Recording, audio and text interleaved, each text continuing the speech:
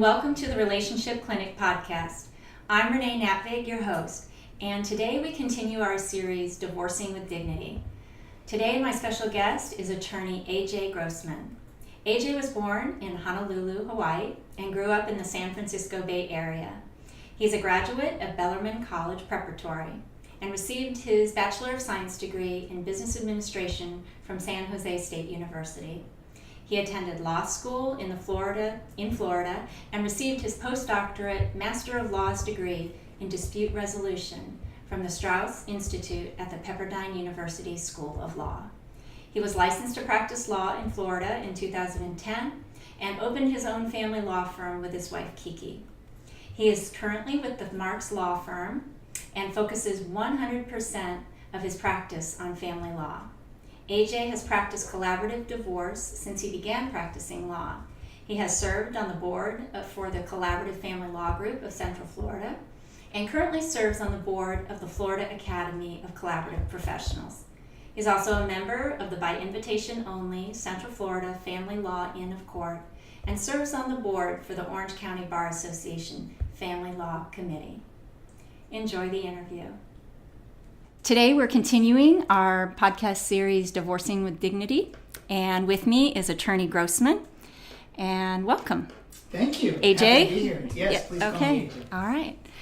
Well, thanks for coming. I do want to start giving people a sense of your perspective about the range of options available to people as they consider divorce. Maybe they know they're traveling down that path or they're considering.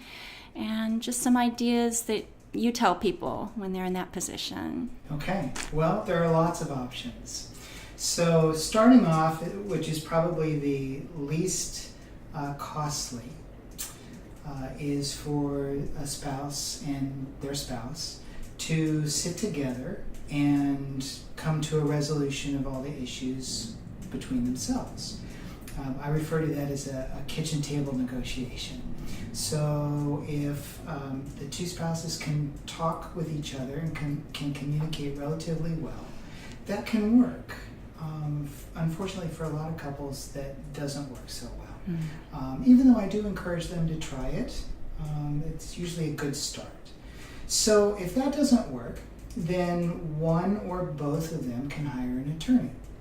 So I've had cases with just people representing themselves on the other side, as well as cases with an attorney on the other side.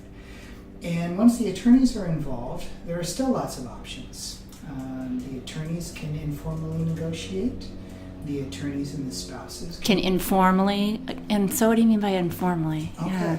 So what that would mean is that nothing gets filed with the court, and the attorneys and the spouses get together at a table. Could be a conference table, could be a kitchen table, Starbucks, whatever they want to do.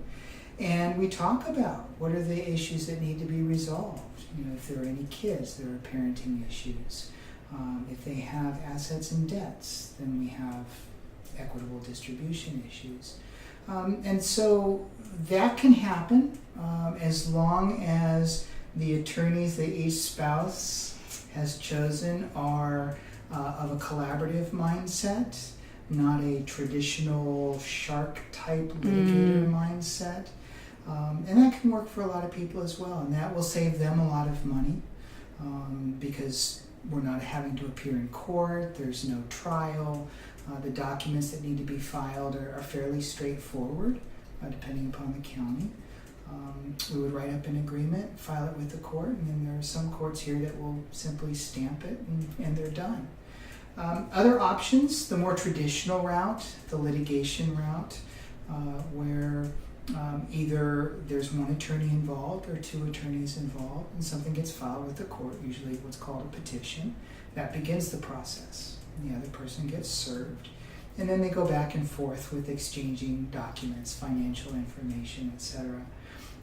And that can either go really well as well, or it can not go so well. If one of the spouses chooses a highly litigious lawyer, it can get very costly very fast, very emotionally draining, with lots of requests for financial documents, depositions where the spouses will be interviewed.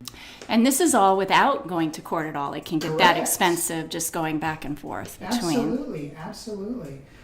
Every motion that gets filed with court asking for some kind of relief is expensive because they're paying to draft the motion, they're paying for an appearance to argue the motion. And so the traditional route is necessary for some people. I don't think it's the best option for families. And so another option is strictly going to mediation. That can be done before anything is filed. It can be done after something's filed. If something is filed, every case is going to go to mediation. Right. And when you say filed, so when they have submitted something to the court to say, We want a divorce. We want a divorce, because there's just helping people along with what steps are taken and then what steps are taken. So it's filed, and now everybody's on notice. Okay. So mediation is a great alternative. For those who don't know, a mediator is a third-party neutral. They don't have any decision-making authority at all. They're not a judge. They're not an arbitrator. Their sole role is to help facilitate communication between the spouses in the hopes or to help the case resolve. So the good ones will talk with each person and try and get at those underlying interests that people have beneath their surface positions. For example, I want the house. Well, a good mediator is going to ask some questions like, well, tell me more about that. Why do you want the house? Why is it important to you? Is it the memories? Is it the stability? What is it? And so that can be a really good option. And I think people need to be, judicious or careful about the mediator they choose. Like in any industry, we have really good ones, we have some okay ones, and we have some not so good ones as well. So that's another option. And then my favorite option is collaborative divorce. My wife and I were trained in collaborative divorce back in 2011, I'm sorry. Okay. And we had first heard about collaborative divorce while we were still in law school. We had a wonderful class called Comprehensive Law Practice. And so we learned about things like collaborative divorce and preventative law and specialty courts, like specialty drug courts and specialty family courts. And we learned about Navajo peacemaking and all different kinds of alternative ways to resolve disputes. So fast forward, collaborative divorce really caught my attention. And I thought, wow, this is a good solution for families. So we got trained, and that's what we wanted to do, 100% full-time. Wow. The rest is history. And the rest is history, right. So those are, I think I hit all the options. Yes, okay. So as people are considering some things to think about maybe as far as confidentiality and cost and length and just your perspective of I'll start with confidentiality. Okay. So if people choose the traditional litigated route in court, confidentiality is pretty much out the window. They're going to be airing their dirty laundry in a courtroom where anybody can attend. The public is not prohibited from attending. Their financial information is going to get filed. That's a public document that's available to the public. So if they're concerned about confidentiality, the traditional litigation route, going to court, is probably not the best option. Mediation is a good alternative. There is confidentiality in mediation. Everything that people say, everything that they discuss is confidential. It can't be shared outside of the mediation for any reason, with some exceptions.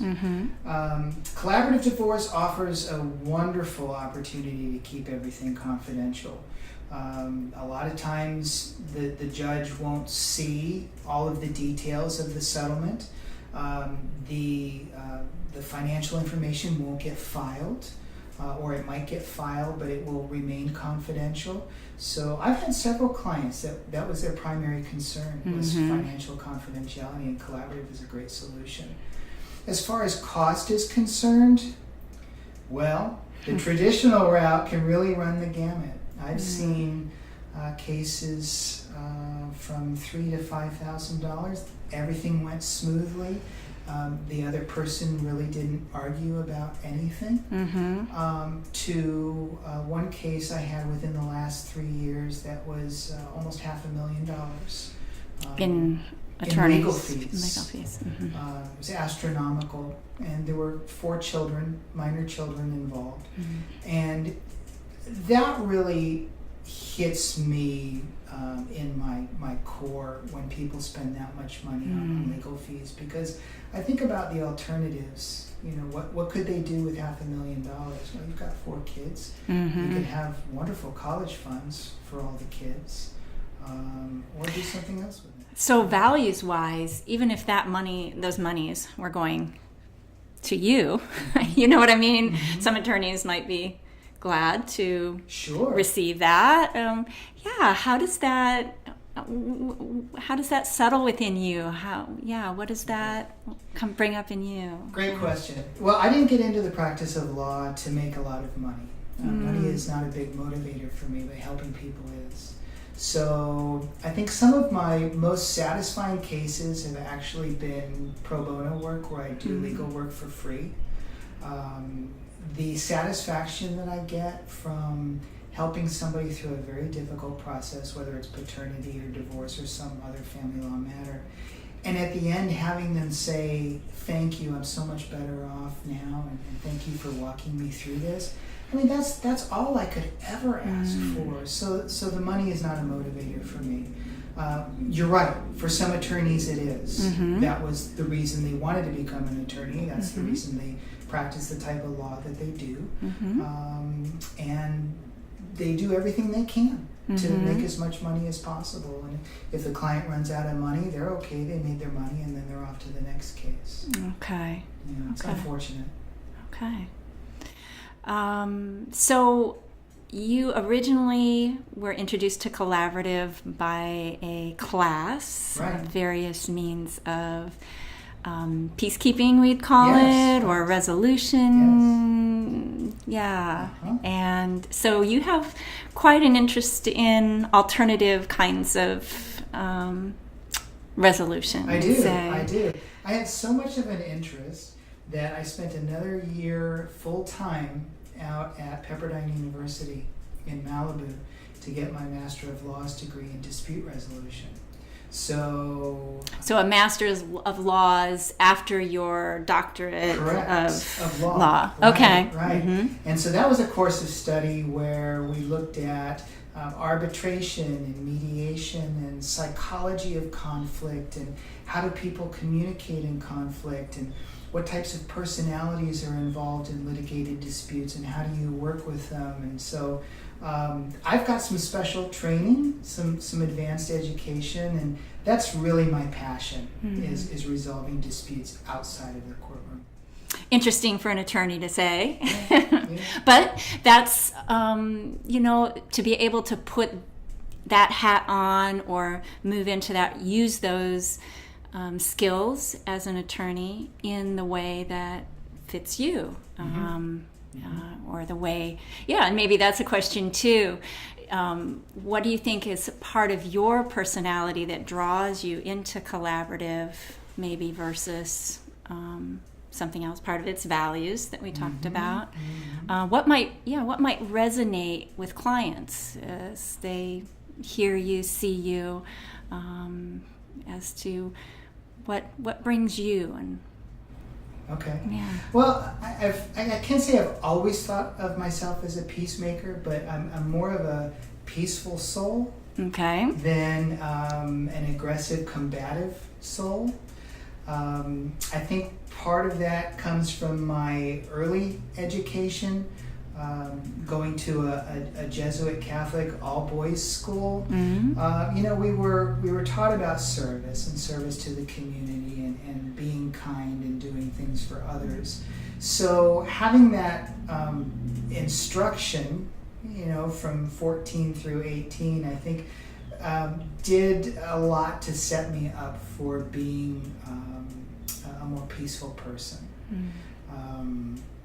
I've never been the schoolyard bully. I've never been the fighter. I've been more of a peacemaker, wanting to talk and resolve issues. And so that's where I'm coming from. I'm always trying to resolve conflict in the most peaceful way possible, minimizing any harm that might come to either myself or somebody else. I don't subscribe to the idea that the means justifies the ends. I'm more about, well, whatever means I employ, it's got to sit right with me. You've got to live with that and think about it. Exactly. I have to be in alignment with whatever it is I'm doing. And that becomes difficult when I have to handle a traditional litigated case. I think you said you didn't always plan on family law, right? Or That's was right. That's right. So how did that happen? Yeah. Okay. So I grew up in a household of lawyers. My mom went to law school in the early 70s, and she practiced 3 areas. She did family law and criminal appellate work, and she did estate planning, wills and trusts. And I can remember being, 7, 8, 9 years old, and she would get phone calls on the weekends from her family law clients, and I would hear her complain that they need her all the time, they don't pay their bills. And so I went to law school. I said, I don't know what I want to practice, but I certainly don't want to practice family law. And then I had a great family law instructor for a class. Threw that all into the... And then I got some experience in the law school family law clinic, where we're helping the poor section of our community with family law issues. And it really sat with me. I felt a tremendous sense of satisfaction and accomplishment. And when my wife and I passed the bar, and we looked at each other and said, okay, now what do we do? I said, well, let's open up a firm. Well, what do we know how to do? Family law. So what kind of family law do we want to practice? Healthy family law, holistic family law. Holistic family law. Therapeutic family law. So we set up our office kind of like a therapist's office. Some nice comfortable chairs and dim lighting and some soft music, and people would come in and say, am I in a law office? And that was the image that we portrayed, that we were the therapeutic lawyers. We wanted to help people get divorced, go through one of the most stressful situations they'll ever experience, and not harm their family in the process. Wow. And has that been your experience then? Have your ideals played out? Sometimes yes. Okay. Sometimes yes. I can say that overall, at the firm that my wife and I ran together, overall our clients were wonderful. They were looking for a therapeutic, holistic type of process. And so many of them were so thankful at the end. I'm so glad I chose you guys.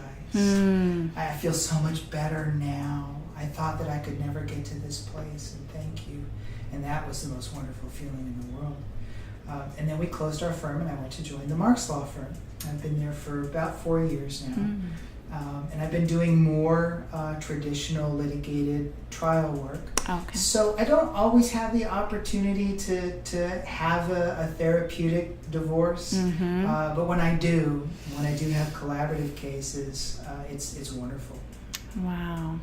So people actually have that in their mind, that they can get through the process, in some people anyway that you've had as clients, that they want to get through that process and can in a less contentious way. I mean, that's really good to hear. Absolutely. I have people who come in for a consultation, and I ask them, so what are your goals with this process? And, I want an amicable divorce, I don't want my children to be harmed. I have nothing against my spouse. I just can't be married to him or her. And that's wonderful to hear. Yeah, that they can. So a lot of times I see clients as a couple, and sometimes when it goes that direction, that they are needing to part ways. I was just wondering if that was your experience too. Some people know, we are just not meant. We aren't going to be together, but it doesn't mean that I wish you harm. Right. It doesn't mean that I want to make this really bad for you. Right. Some people do. Some people are really hurt, and they think feel good to cause harm, but Right. for the most part, I think, especially in families. And I do share with some people, if that's what they're looking for in an attorney, somebody who's going to cause harm to their spouse, I tell them they've come to the wrong place. Okay. And they need to go choose somebody else. And that's your boundary and what you live with and feel good about. And that there are other people that Yes, there's plenty of others that can do that.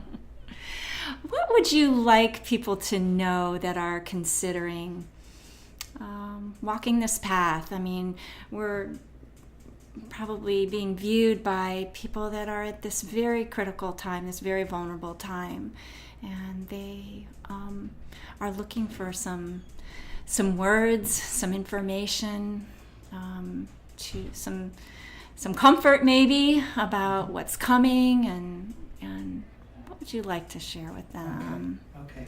I think I would like people to know that if they decide that they need an attorney, that they need to take their time. They need to be very critical of whom they choose.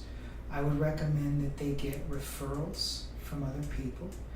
If they know somebody in the legal community, talk with them, ask them for a recommendation. Be very discerning regarding the type of lawyer they want. Do they want a trial litigator, or do they want a collaborative professional? Do they want somebody who enjoys mediation, or somebody who enjoys negotiation, or do they really like to be in the courtroom? And that might really suit some Right. people as where they shine, but Right. maybe not everybody. what they, ultimately what the So they should take their time. They should ask around. Don't just open up a phone book or Google and then just pick somebody. They should take their time. I want them to know that there are lots of options, as I talked about, not just the one that they may have seen on TV or that their brother or sister or coworker went through. They're not all ugly. They're not all nasty. Some of them are wonderful. We've had couples in the collaborative process who hug and kiss at the end. And, we've had some people reconcile through the collaborative process. That's just amazing. So their future is not set in stone. I'd want them to know that they have control over how the process works. They can choose to be highly litigious, very aggressive, very nasty, or they can choose to be more amicable, more therapeutic, more healing. And I ask myself this a lot, and I think I would encourage people to ask themselves as well. Am I going to be able to look at myself in the mirror at the end of the day based upon my behavior and actions during the day? If you can, great. If you're not so satisfied that you can do that, then maybe think before you do. Well, you were talking about even setting your office space up for when people come in. To me, that's what you described is like an amygdala calmer, and to let people kind of slow down and get into a space of a different mind space. So is that, do you help your couples? I mean, is that intentional on your part? Is there a focus for you on that kind of thing? Oh, absolutely. It was 100% intentional. We wanted to provide a safe place where people in stress could come and feel safe and talk. And the way we knew we were on the right track is when people would say, wow, I feel so much better now than when I walked in the door. This place is great. I can't believe how much I opened up to you. I was going to say, what is the impact of that you provide for people? What happens? I think a safe place helps people open up and be honest and communicate in a way where maybe they're less guarded than in a traditional lawyer's office. That's what we find. Is that helpful? There's such conflicting messages, right, about letting your guard down with a spouse that you're now leaving, and the relationship. You're separating. Is it okay to let your guard down, right? If that's not, I don't know, if you have some experience where you got hurt, what's helpful about letting your guard down? Okay. Well, when somebody's working with their lawyer, it's important that they let their guard down and have open and honest communication with their lawyer. Reason being is, as a lawyer, we don't want any surprises later. And the more information we have about the couple and the dynamic and who they are as people, at least for me, that really helps me. It helps me negotiate. It helps me communicate with their spouse. I'm a big one for doing what's called reaching across the table. So in a collaborative process, if I'm sitting across from, let's say, the wife, and I'm representing the husband, I will reach across the table and I'll begin a conversation with her, and I'll say, tell me what's important to you, or tell me why this matters to you. Help me understand your thoughts and feelings about this. And I think that's maybe a little unusual for lawyer types, but I feel that my presence, my demeanor helps me accomplish that. It helps me to communicate with somebody who likely perceives me as their adversary. Traditionally, that's right. what that role would be. Exactly. And it helps them to open up. And the more that I can get at somebody's real underlying interest, as I mentioned earlier, why is the house important to them? It can really help me think about creative options for maybe resolving the house issue. Oh, so they're helping you help them with the more about what that is. Right. Okay. And that's in collaborative, of course, or maybe mediation too. I do that in mediation, yeah. Sure. Okay. Yeah. Along those lines of the impact of a different kind of a role as an attorney and a process, what do you feel is the impact on children in the different ways of resolving or divorcing? Okay. I think that the collaborative process is probably the best for children because it minimizes the harm that the parents have the ability to enact on each other. So the collaborative process requires people to have honest and open communication with each other, to be respectful with each other, to be open and transparent. And I think that the children will see that as it leaves the collaborative process. If mom and dad, or mom and mom, or dad and dad, whatever it happens to be, are still living together and the kids are there, they're going to see it. They pick up on it. They feel it. They feel it, absolutely. I do have some clients who say, the kids don't know anything. They'll be okay. And I'll ask them some questions around that. But kids pick up on things that many people think they don't. So I think that an amicable process like the collaborative process is best for children. I think the worst option for children is the traditional litigated divorce. They hear mom and dad, or mom and mom, dad and dad. They hear them fight. They hear them argue. They hear them talk about the other's lawyer. Well, your lawyer did this and your lawyer said that. And some people will try and get an upper hand on their spouse using the kids as pawns. They'll try and manipulate things through the children, and kids don't like that. They shouldn't be placed in the middle. Some kids are resilient, many of them, and many of them are not so resilient. And I think that unfortunately they're permanently impacted by the situation with their parents. Well, thank you so much for being here today. Oh, it was a pleasure. Yeah, and helping people understand more about you and about the options. And we'll have information as they access this podcast about you and where to find you. But if you could go ahead and let them know about that now, Sure. That would be great. Sure. Yeah. Okay. So my name is Arthur Grossman, and I'm with the Marks Law Firm in downtown Orlando. They can reach me at 407-872-3161, or go to our website. You can fill out a form, call our main number, and we have wonderful staff who can help you. Great. Thank you so much. Thank you.